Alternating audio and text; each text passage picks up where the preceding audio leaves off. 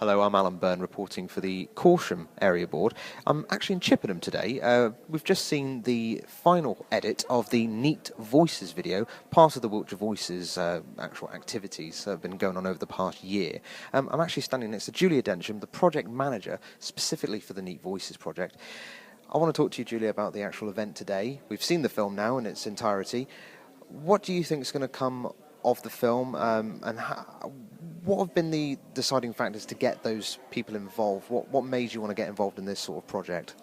Well, in the first instance, this project was decided by the Corsham Area Board when they were looking at the overarching project of Wiltshire Voices, and because many of the people on the board had a specific interest in young people, either through children in care or children's services, and youth work generally, it was an appropriate client group to look at as part of the programme.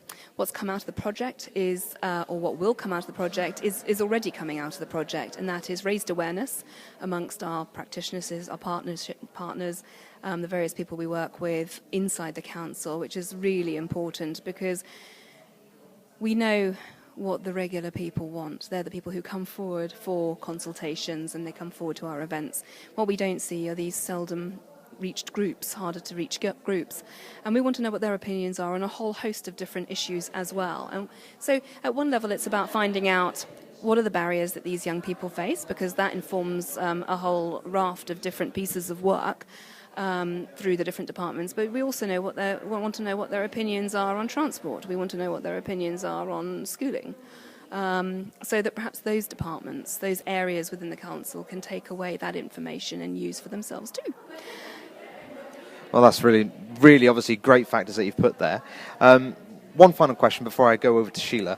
Were there any sort of challenges that you faced while making this video? I mean, are you able to talk about that in general, or?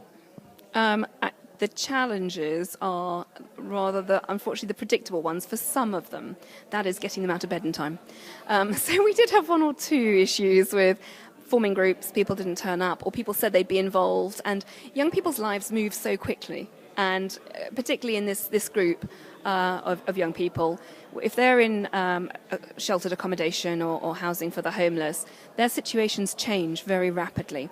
So for a project that lasts 18 months in total, finding the same people who were there at the beginning to be able to talk on the film at the end was really tough. But generally speaking, we had 2 or 3 absolute stalwarts that were absolutely fantastic and saw the whole process through.